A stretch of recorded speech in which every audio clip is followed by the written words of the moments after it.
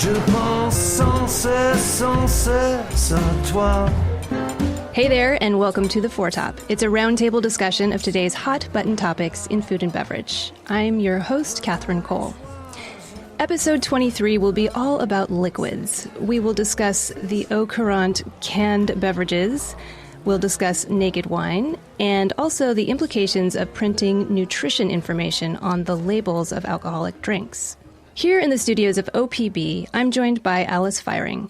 She's the author of 4 books on wine, and she's the creator of the natural wine newsletter, The Feiring Line. You can check it out at alicefeiring.com. Welcome, Alice. Really glad to be here, Catherine. It's great to see you again. And Jim Meehan, author of the PDT cocktail book and the forthcoming Meehan's Bartender Manual. So good to have you here, Jim. I'm excited to be here. Thank you. And Christian DeBenedetti, author of The Great American Ale Trail and the Beer Bites Cookbook. Hello. Hi, Catherine. Thanks for having me. All right, you guys, let's get canned. In past decades, canned beers and sodas were seen as déclassé. But today, we're seeing an increasing number of artisanal beers, wines, and cold brew coffees, not to mention craft sodas and teas in cans. Christian DeBenedetti, why is aluminum suddenly an acceptable material for containing high-quality beverages? Well, Catherine, that's a great question. It isn't a new thing. You know, the can has been on the landscape for 80 years. It changed the beer consumption in this country overnight.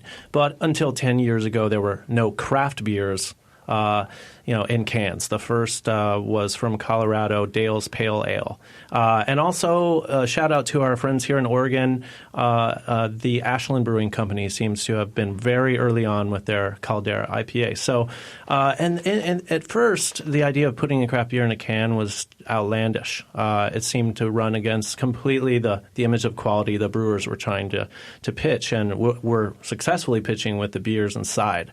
But, there's something magical about a beer can. It's the sound.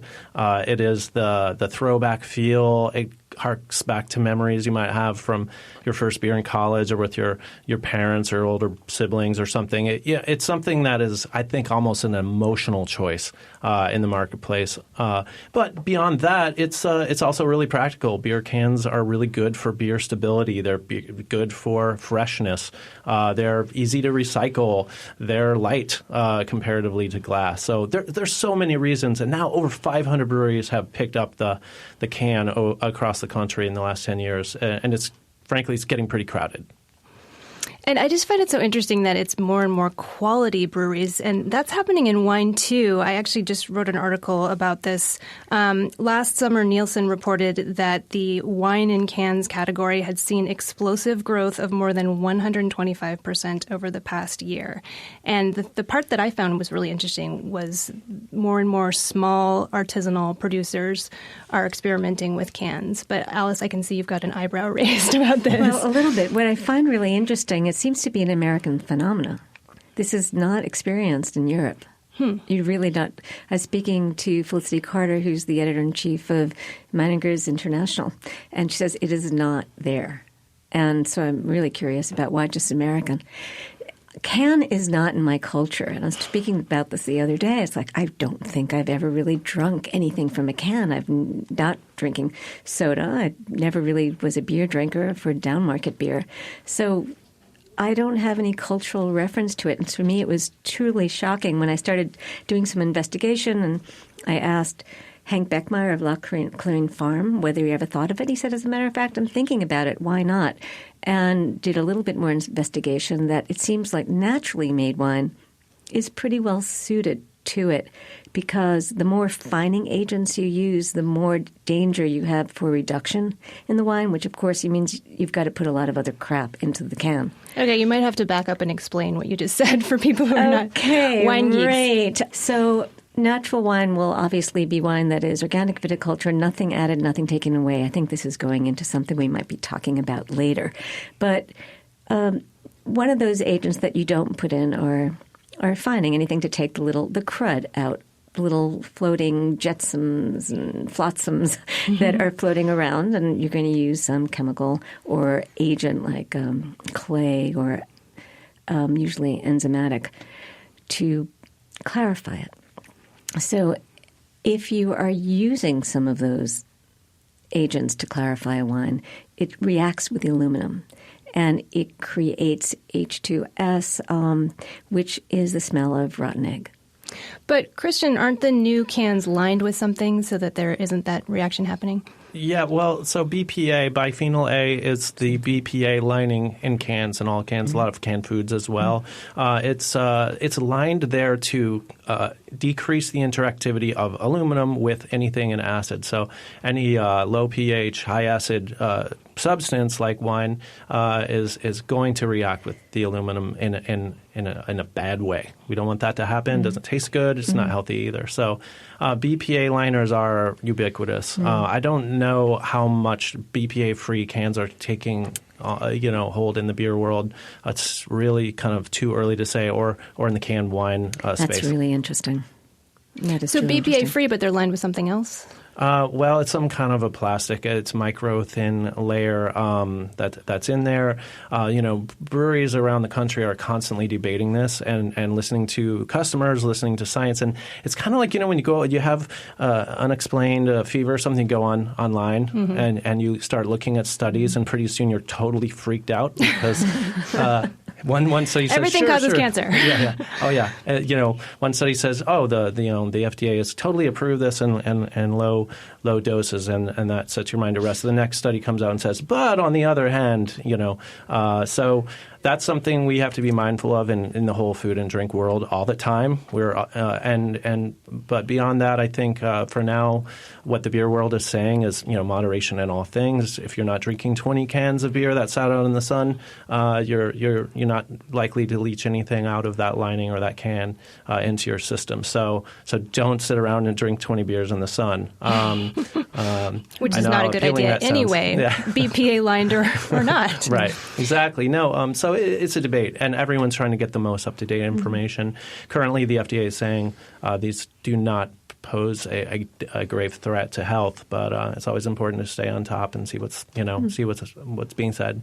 Well, Jim, I'm imagining if you're standing behind a bar, you're probably pretty psyched to have at least wines that are stackable. You can just shove them in a cupboard, and it's not like glass where it's so awkward and heavy, and everything's going to shatter if one. Yeah, we just made drinks at Vice in New York City this past weekend, and they had rosé in a can. So it was funny, while we were busy trying to get our cocktails out, a lot of the employees of Vice knew exactly where to go and get their can of rosé, and we had cans of them in large ice buckets that made it very easy for them to go get a can of rosé, and they seemed to have no problem with it. So this was like a party for Vice magazine. This was a party with Vice's staff. Around 1,000 people were there. So for us, having worked in restaurants and in service for so long, I can get a bottle of wine open pretty quickly, and now we see a lot of screw caps, and we see the glass closures that are easy to pop off. But cans it comes with its own vessel. So I think that I find that more and more of my guests are looking for sort of simplicity, or looking for – I think it's interesting if you look at beer, for instance. I think the reason why it took so long for craft beer to go into a can is because they wanted the premium, prestigious, and sort of craft-oriented bottle to show that they cared about beer, as if people who can beer didn't. And I think wine is sort of seemingly experiencing some of the same thing. A friend of mine, Jordan Salcito's Rosé Ramona seems to be very, very popular on my Instagram feed, at least. And I think that in that sense, it's like people are trying to democratize wine in a way as much as they can. And I think the exciting thing is you have producers like Jordan who are putting fine wine, or at least ethically prepared wine in cans versus just kind of massive jug wines. So not to take it to a superficial place too quickly, but I do think that it's interesting whether you look at the importance of the vessel or the liquid. So Jim, is it really about the customer and what they're after, and as ultimately that convenience and that kind of almost like a posture that comes with having a can of something rather than a bottle? Because I'm going to open this beer right now, but what if this were wine and we were standing in the Loire? Would a winemaker ever have that sound and be like, the fine Pinot Noir inside this vessel. It seems to be an image sort of clash that may never be resolved, and it's going to flip back and forth. But I like what, Jim, what you were saying about democratizing wine, because kind of what you're saying, Christian, about the image of wine, people think they should pay more and they think wine should be heavy. I mean, wine is starting to be like a barbell. Like, people are making these bigger and bigger bottles with these huge punts, very wide, unnecessarily wide walls. I'm talking about the glass walls of the bottle. And these are incredibly expensive to ship from Europe. I mean, it's just ungodly expensive to ship these across the ocean. And then the customer ends up paying $10 more for this bottle of wine because the glass was so freaking heavy. That's presentation, And I just love the fact that these cans are getting good product. Well, in many cases, good product. But Alice is raising her eyebrow. I know. I'm totally. I hear that I could never play poker. I was going to say to people who can't afford the fine bottles, but I'm going to open some cans too. Yeah, let's do it. I'm really eager to taste it. And I was thinking about this because I am truly emotionally against a wine in a can, though there are some.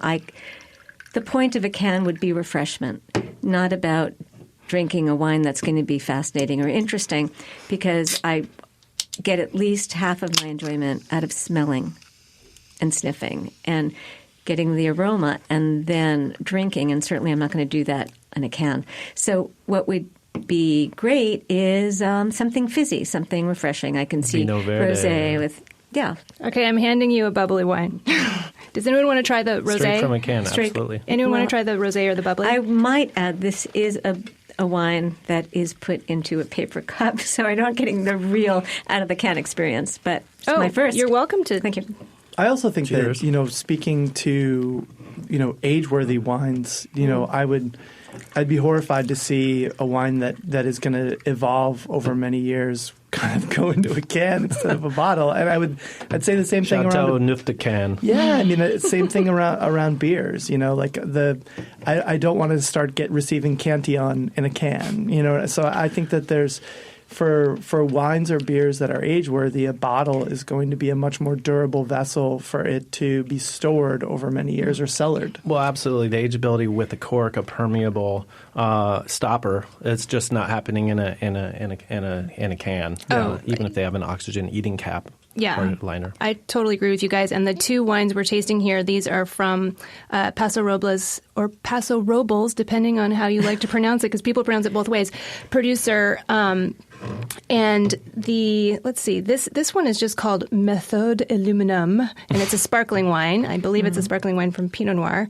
And this other one is labeled Alloy Wineworks Everyday Rosé, Central Coast. So. Right. But these are both very simple wines. They're almost like a light beer or something. They're not meant to be complicated. It's a beverage. Yeah. So what do you think, Alice? Because I know you're skeptical. They are, as a pretty general practice, I don't usually drink wine or even enjoy wine that has been yeasted.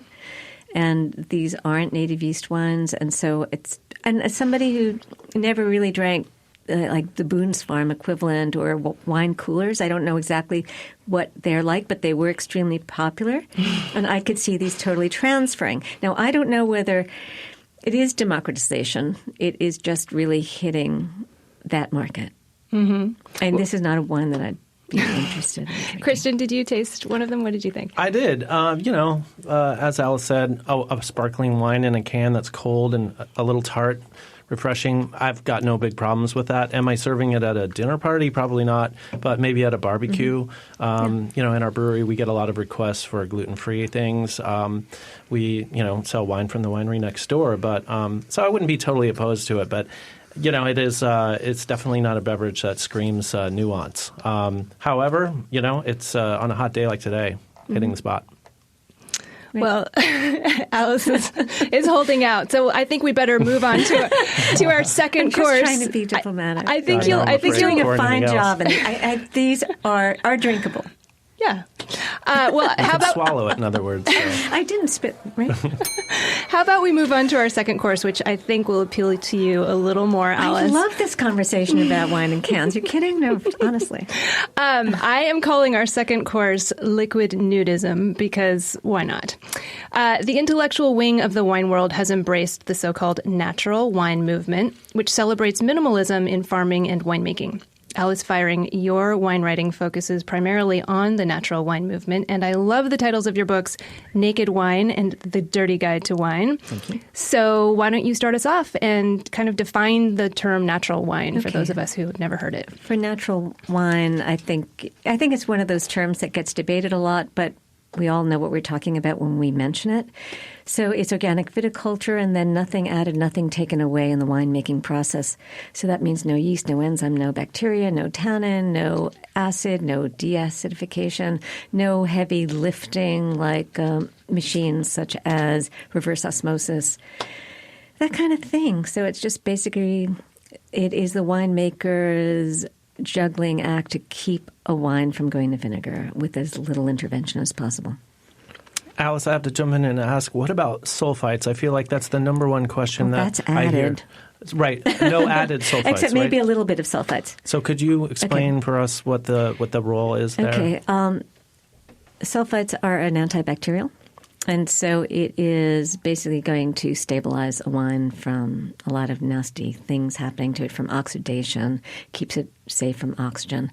And there's also what most people are using, which is a petrochemical derivative, as opposed to a lot of people in Europe who are starting to use volcanic sulfur. Okay. I have actually nothing against sulfur. Added sulfur, even though a lot of people kind of put me into that really extreme category.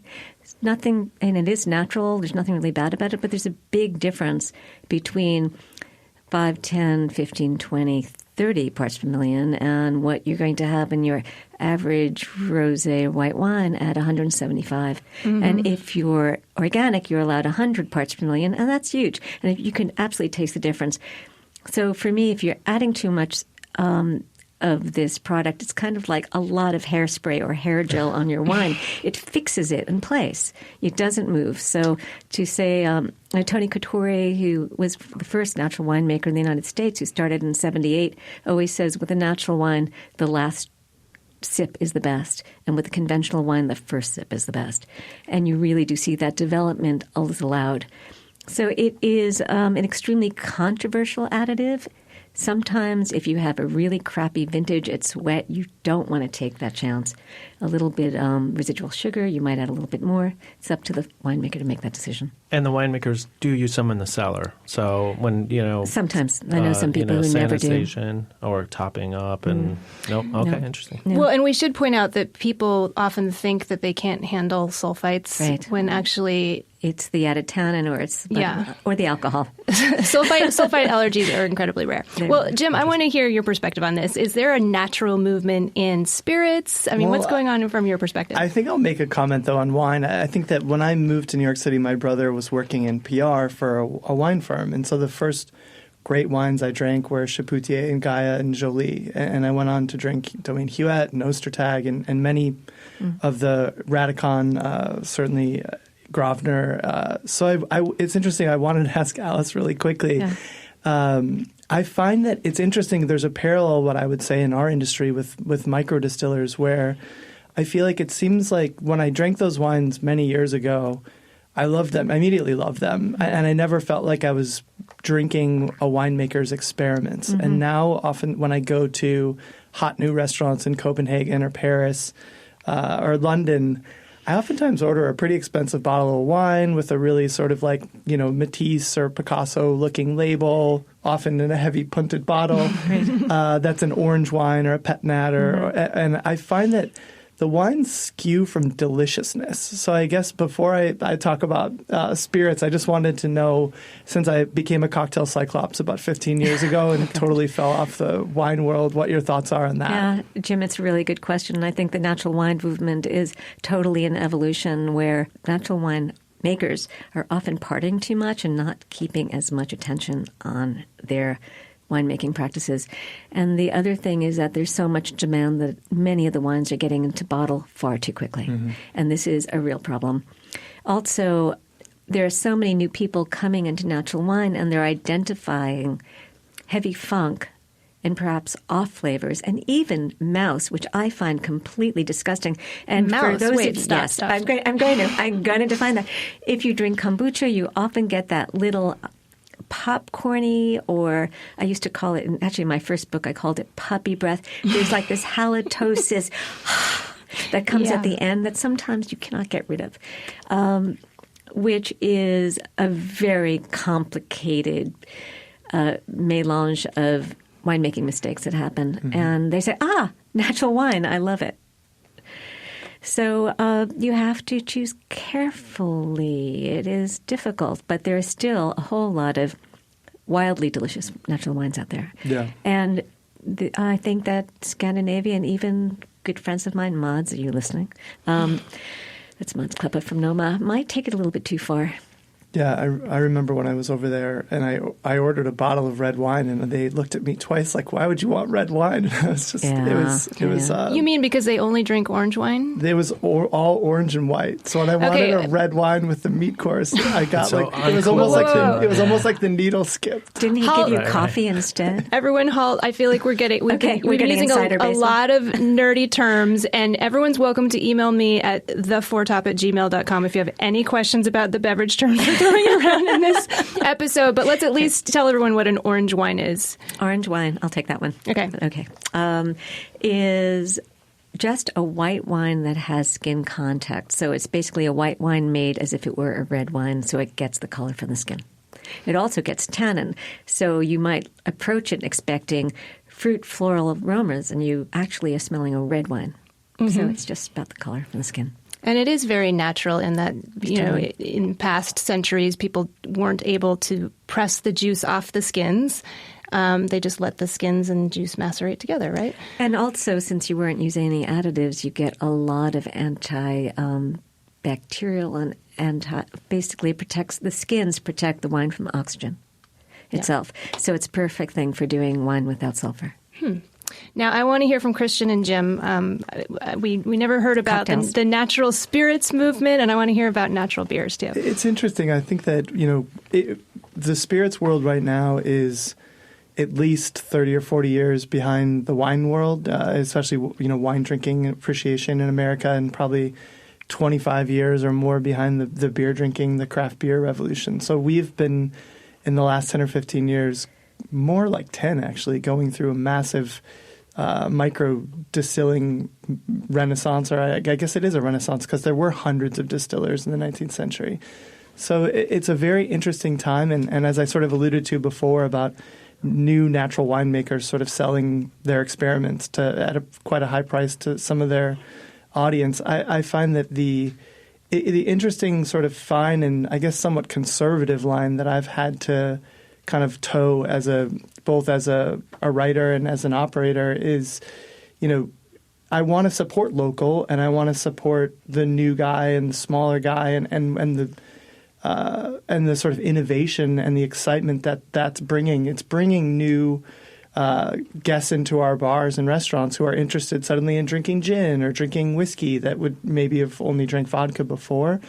But I find that some of the venerable old firms that you can buy in a supermarket still make better whiskey, or they still make better gin. And even though it comes in a 175 for half the price of the craft gin, to me it's the benchmark. So I think to sort of dodge and now get back to your question, if I were to find one darling and I would say that wine and beer are fermented beverages, and spirits are distilled. So a spirit never distills itself in the way that perhaps grape juice or sort of beer could make itself or could get in the process of making itself. So it's an industrial process in the way that wine and beer aren't. But I would say that the most natural or the most expressive of terroir would probably be mezcal. Yes, and for rum sure. agricole. And I think mezcal for many is probably the most exciting spirits category for natural wine beer or beer drinkers. But I think the challenge that many of us who have been drinking it for a long time and really appreciate it see is that people are harvesting the humidors, and the producers are harvesting wild agaves, like Tobola and Tobasiche, that take 25 years to grow in the wild to make these amazing bottles. So right now I feel like is the best time really to ever buy mezcal probably. There's so many different growers and producers and distillers, but how sustainable is that is the big question. So I think that sustainability is a big question that I kind of keep coming back to in both wine, beer, and spirits. And I think climate change is the other big sort of... Oh, man.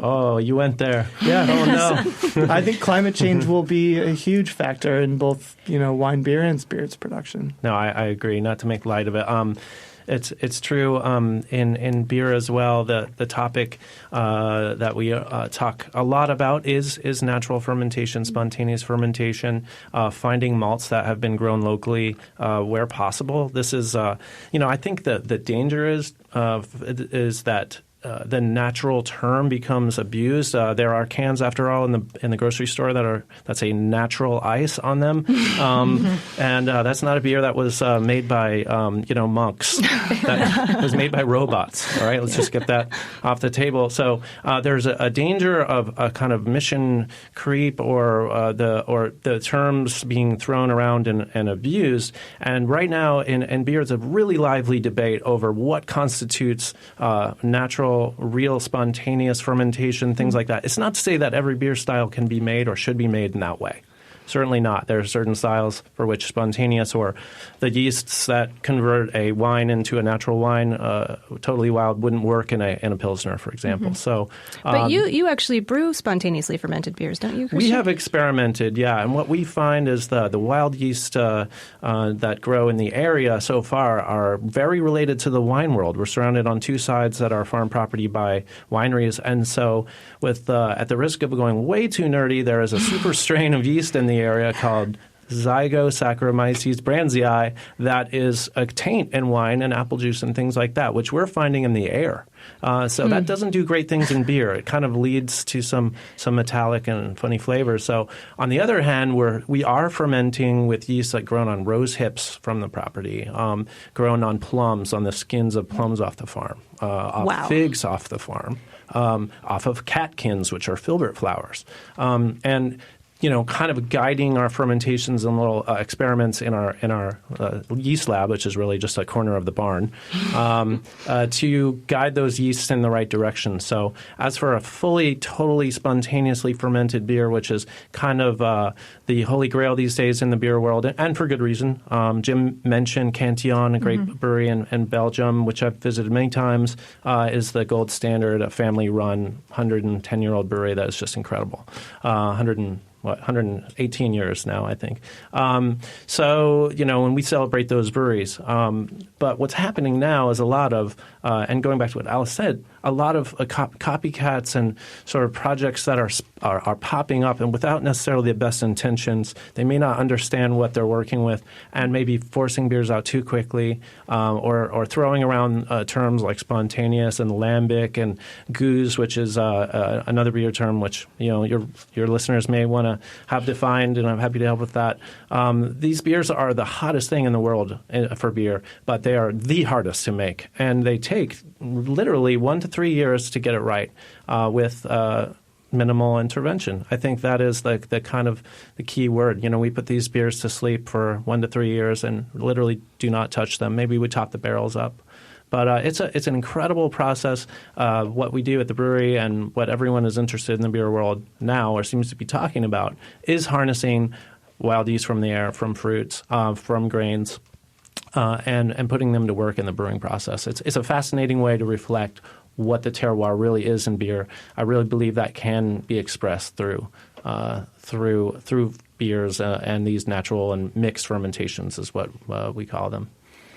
Well, folks, can we get meta for a minute? Why natural now? Why single village mezcals? Why spontaneously fermented beers? Why natural wine now? Is there something going on in the world, in society? Is this I think it's pretty obvious that it took a while for people to understand that beverages were food, and if that is finally, they're buying locally, they're trying to get the best produce, the most organic produce that they can, and beer, spirit, and wine should be up to the same standard and to their same philosophy, and I think it's just the next step.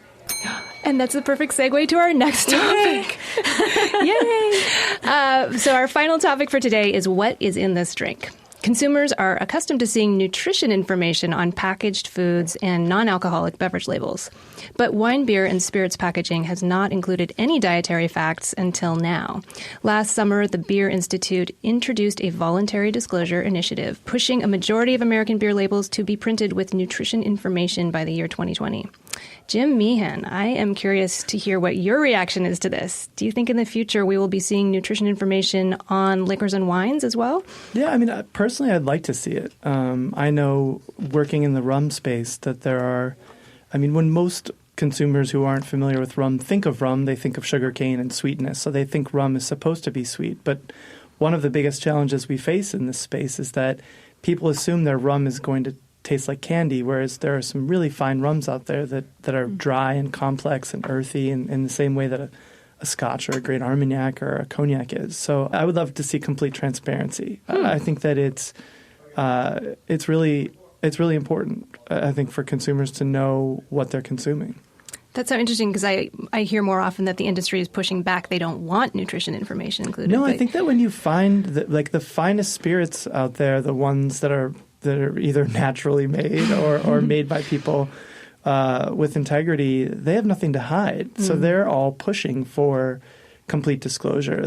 I think that consumers, whether you're drinking vodka or whether you're drinking like Old Armagnac, you should know if caramel has been added, or you should know if different citric acid has been added in your vodka or worse. One of the things that would surprise people, in categories like tequila, you can add natural tequila flavoring to 100% agave tequila. So so I think that I think people should know that their tequila is tequila flavored tequila, not lemon flavored tequila. So I see this as something I'm looking forward to personally. Well, Jim, I think that one is an ingredient list, and that actually would be fabulous. But I think the industry will just push back, and it's going to be nutrition. And this is something that's been going on in legislation in the EU and European Union. Yes, European Union. And this just happened last year. They thought that we're finally going to get an ingredient list, which would be fabulous. Mm-hmm. And they said, no, we're going for nutrition label, and nobody drinks an alcoholic beverage for nutrition. No. Yeah, Jim, you were talking about that earlier, that you were saying that you think cocktails should be classified as pastries. Well, I think that the interesting thing is that, I've been thinking a lot about, I'm 20 plus years into my career. So I wake up at night sometimes and think about how many bottles have been thrown out under my watch? How many Seafold napkins? How many straws? How many? What is the carbon footprint of my career? And I have these Hieronymus Bosch-like images of me just sitting under a mountain of garbage. And it's so I think that as I think about the next stage of my career, I need to look at all of that. And I think but if you look at it in addition to what has been thrown out under my watch, I think about what I've consumed in the last 20 years. And I think for me, I've kind of come to this realization that I think that, whether we want to talk, whether not a lot of people talk about this, but I think that for the most part, we spend a lot of time selling either better or more alcoholic beverages to people who already like alcoholic beverages. They're already interested in them. And I think I don't wish, but I think that I would like to see our focus change from, maybe Alice's audience never drinks cocktails versus mine that has 2 or 3 or 4 a day. So it's like getting Alice's audience or Christian's audience to have a cocktail in addition, on a night out where they go and have wine, that to me is more responsible than selling a fourth drink to someone who's in for drinks. So I think so it's a special indulgence. Beer and wine have, they ferment most of them to dryness. Mm-hmm. So for instance, a cocktail that's made with lime juice or lemon juice has an acidity that is going to need to be balanced with sugar. So the notion that we should all start drinking daiquiris with no sugar or margaritas with no triple sec, to me, is just going to lead to a bunch of horrible drinks. So the answer is not to have, the most sourest, mouth-puckering, bitter drinks. It's to not have 3 drinks. It's to have 1 drink or 2 drinks. I have to recall in an earlier episode we had Jacob Greer in here, and he said that an entire bar full of customers once asked him to make Splenda lemon drops. Yeah, and I think that that's another thing, whether it's the skinny margarita or the no sugar this or – I mean, at the end of the day, even if you get down to vodka sodas – it's not good for you. Vodka's not good for you. Gin's not good for you. Rum's not good for you. Tequila's not good for you. Whiskey's not good for you. None of it's good for you as far as from a medical standpoint. But I think that if you the last time I used, and we are in Oregon, so I can mention it, the last time I used marijuana was I ate 2 small chocolate squares of an edible and literally had a Maureen Dowd-like experience. That was something like train spotting. So that was a couple years ago, and I have not used marijuana since then because I had such a horrible experience. So I think that the difference between other things that people used for intoxication and a great glass of Alice's favorite wine or one of Christian's beers or a daiquiri I make you is just it takes you physically, emotionally, psychologically into a very pleasant place, bringing many things, I think, into focus.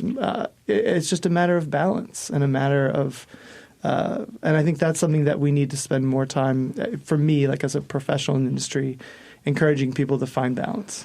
I'm very swayed, but I'm thinking about poor Christian because in the beer industry, you are probably turning out a different beer every couple months. I mean, don't you switch up what you're releasing, and then would you have to relabel every single time? And how would it must be so difficult to even measure that nutrition information. Yeah, absolutely. I mean, we have been open for 12 months, and we released 53 different beers in that 12-month period. And that was with a staff of 2 or 3 at most. Wow. And so we are a small brewery, and I think the thing that makes people excited about small breweries is that nimbleness, that ability to brew a different style. And for us, it often depends on what's ripe on the farm, what's coming, what did we see at the farmer's market, what's on the trees outside. That's kind of how we're approaching it. So yes, you're absolutely right. There are already pretty onerous regulations in place for labeling and formulas, which we have to apply for to the federal government if we want to sell our beer outside of the state. So it takes anywhere from 2 weeks to 2 months to get an approval, and it's full of all kinds of crazy, arcane, Orwellian side trips and cul-de-sacs that you can't believe you are having this conversation with someone. It's a story for another day, but getting Oregon white truffles approved for a beer label was one of the most surreal experiences of my life. It felt like 300 years. We finally made this crazy workaround, and it ended up saying beer with natural flavors. Which is kind of, ironic because it's sort of a diss on the truffle, right? I mean, It's like, oh, that's like a natural thing over there. I mean, it really does a disservice to the truffle, right? So, and that's a beer that got a lot of attention for us, and yet we had to go through this crazy process. So, yeah, we don't want to see more regulations on labeling and calories. I don't know. I like everything you said about moderation and looking at your spirits, wine, or beer as a component of a good, healthy, well-rounded life, but I don't necessarily want to see the calorie count on my next Russian Imperial Stout, Manhattan, or Barbaresco wine. I just don't want to think about it. I agree. And it's funny, the wine and cocktail labels. I was Googling. I think a lot of breweries have signed on to this. A lot of large commercial breweries have signed on to this voluntary nutrition information. initiative. But in terms of wines and cocktails, I think it's just the Skinny Girl brand that has volunteered to print that information. I also think that scale should always be taken into consideration. Like for your local restaurant who's running a dinner special that night to have to somehow measure the calories and fat and salt content of that food is going to be impossible. So, I think that at the end of the day, if your wine ends up, at a stadium or in some sort of, if it ends up at Walmart, then maybe you should have that listed. But if you're going to remain small at a certain scale, then I don't think it's necessary. It's totally a question of scale, Jim, because it costs a lot to print a small run of labels. For us, it costs the same to print 200 labels or 2,000 labels. But when we do a single wine cask of beer that we have aged, we often age our beer in wine casks. Well, that's 25 cases. There's 275 bottles. That costs us up to 40 or 50 cents per label. And if we're going back and forth to the government and to our artists and changing things up, it can be really, really expensive. And that drives the price up for our customers. So usually people complain about what prohibition has done to the industry today, but I think this is one instance in which we can thank prohibition because it separated alcoholic beverages so that they're under the TTB rather than the FDA. And that, just to explain to our listeners, is why you typically don't see a nutrition label on beverages. I'd like to get it completely away from either. And it'd be really nice to have somebody who actually understood and respected fermented beverages to be able to govern them. And it's ridiculous. No, I agree. Yeah, right. Can I add one thing about sourness and tartness? Jim mentioned, going away from sweetness. I think that we lived in an age post-war in this country of sweet things. Highly confected sugars, fortified wines, foods full of additives. Our diet became, and frankly, beer that was sweet and yellow and fizzy and pretty boring. I think that part of I really credit the food movement, and the sort of probiotic and natural health movement for awakening Americans to this. But tartness in wines, and especially natural wines, and in beer is now a component that can reflect, not necessarily always, but can reflect a very helpful and intentional approach to making that liquid. I would, hold spirits a little bit out of that. You mentioned agave, but... but I mean, you look at the most popular cocktail in America, and it's the margarita, which is filled with... tartness. Filled with acidity. Yeah. And that, in beer, the presence of that is going to indicate a presence of healthful or benevolent bacteria, which are completely fine to drink. Don't be afraid of the, big scary names like Pediococcus and, Lactobacillus, which makes yogurt tart. And everyone who feels healthy at the grocery store when they buy a half gallon of yogurt, that's exactly the same thing that makes certain beer styles tart, like Berliner Weiss and some other great styles. And for us in the brewery, the yeast that we introduce with wild fruit off of the farm, those are bringing in acidity as well.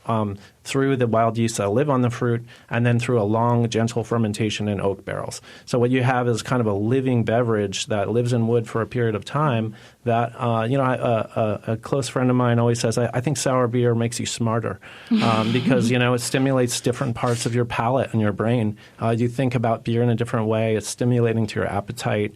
You drink in moderation. It's better with food. There's a million reasons why these beers on their surface, even if you didn't know how they were made, would be, sort of beneficial. Now, I'm really preaching here, but I personally feel that beyond that, the process itself is more healthful, more slow, more natural, and more connected to the living things around us. Well, of course, that acidity, whether it is in the margarita or in the beer or the wine, is what is going to make it refreshing and is going to want you to just really, really enjoy that. And is also going to make you crave food. And food is what you should be consuming when you're drinking because that keeps you sane.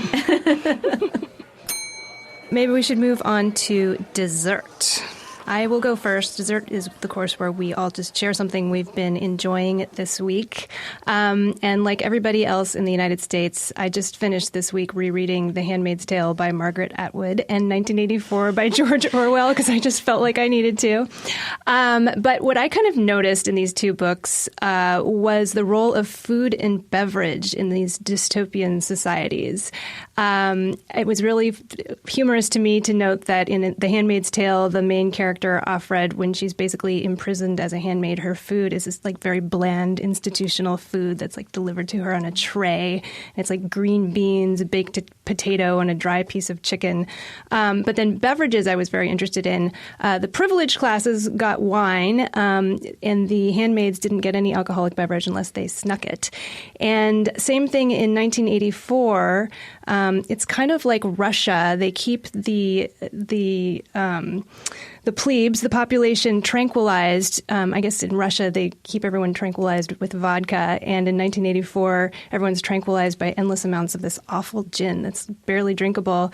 And the main character visits a privileged ruler, and he has wine. So I just thought it was interesting in both books. Wine is a symbol of privilege and freedom. Jim, what did you bring for dessert? I'm super boring. I bought dried mangoes. I've been guilty of. I feel like we have so many different handmade chocolate bars in Portland that when I first moved here, there was always a chocolate bar on my table after dinner, and I feel like I needed to get off the chocolate, the handmade letter pressed Portland chocolate, and move to some dried mango. So not so exciting, but a little bit more natural. But tart. Sweet. Tropical, sweet. Yeah. Quite Acidic. sweet. Acidic, yeah. Acidic? Yeah. Yeah, like and a good travels cocktail. well, because I'm always on a plane. I'm always traveling with dried mangoes. Yeah. I like it. I'm hungry for those now.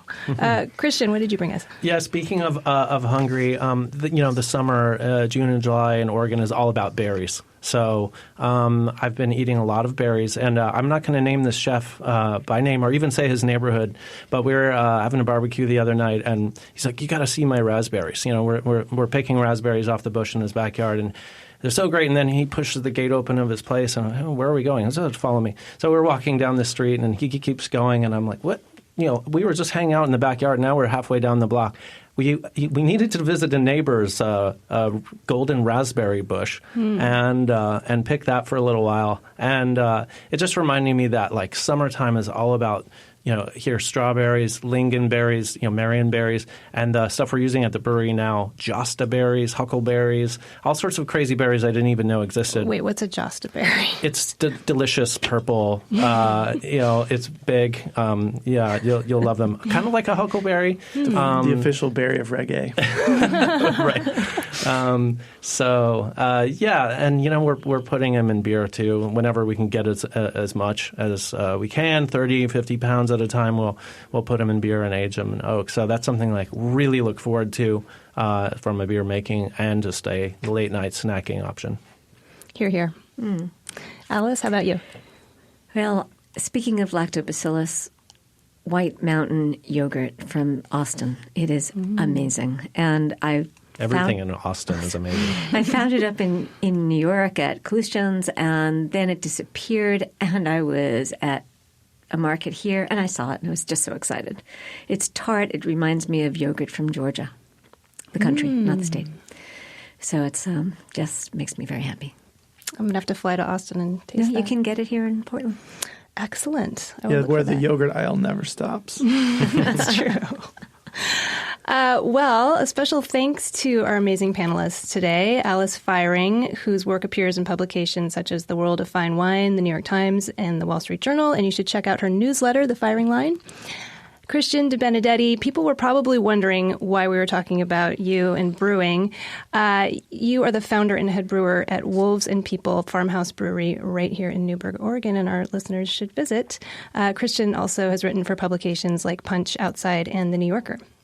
And Jim Meehan, who has written for publications like Food and Wine, Eater, and GQ, and maybe opening a new bar in Chicago sometime soon. Can you tell us anything about it? Yeah, September. We are planning on opening a bar with the. I'm working with the Heisler Group, who already have 8 other bars. We're planning on opening a bar called Prairie School, right across the street from the New Ace Hotel on Morgan Street, and it will be. I grew up actually in Oak Park.